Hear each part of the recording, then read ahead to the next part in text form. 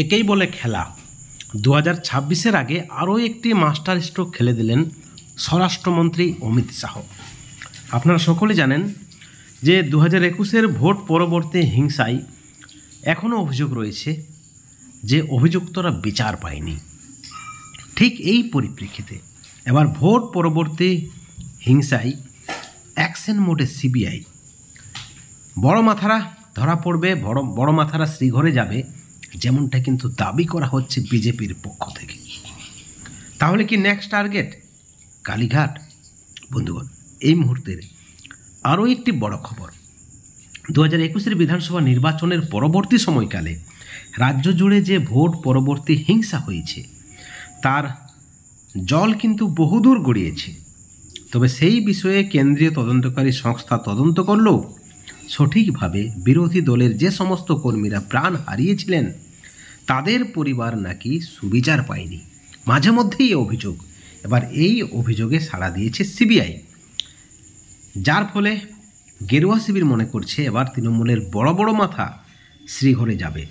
আবার রাজনৈতিক মহলের দাবি 2026-এর বিধানসভা নির্বাচনে চাপ সৃষ্টি করার জন্যই 2021-এর ভোট পরবর্তী হিংসার ঘটনা সামনে এনেছে বিজেপি। একটাই লক্ষ্য, তৃণমূলের নেতা কর্মীদেরকে দমন করা।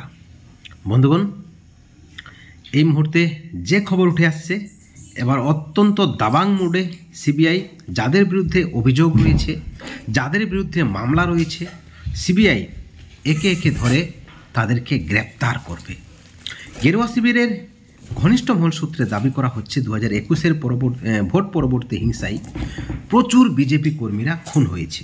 আর এই হিংসার ঘটনায় শাসক দলের অনেক বড় বড় মাথারা জড়িত বা তাদের নাম জড়িয়ে গেছে, এবং এই সকল অভিযুক্তকে সিবিআই এবার তল্লাশি করছে এবং তাদের গ্রেপ্তার করবে বলেই সূত্র মারফত খবর উঠে আসছে। অর্থাৎ 2026-এর আগেই আরও একবার চরম অস্বস্তিতে রাজ্যের শাসক দল।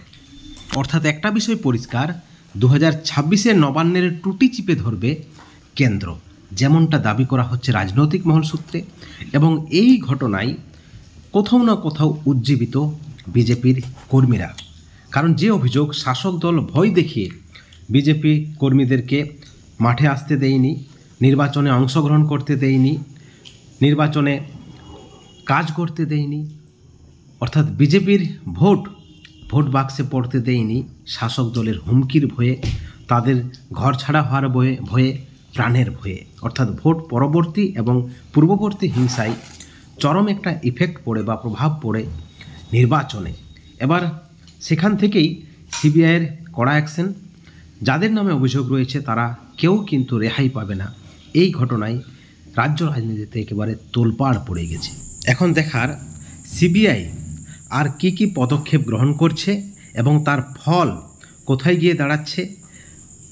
গোটা পরিস্থিতি কিন্তু অত্যন্ত উদ্বেগজনক, যেমনটা মনে করা হচ্ছে রাজনৈতিক মহল সূত্রে, এবং সকলের কিন্তু নজর থাকবে এই ঘটনার দিকে। বন্ধুগণ, এই ভিডিওর পরিপ্রেক্ষিতে আপনাদের মতামত কী, আপনাদের প্রতিক্রিয়া কী, অবশ্যই আপনারা আমাদের চ্যানেলের কমেন্ট সেকশনে কমেন্ট করে জানাবেন। সকলে ভালো থাকবেন, কিন্তু কোনো ধরনের দুর্নীতি থেকে, হিংসা থেকে দূরে থাকবেন। Thank you so much.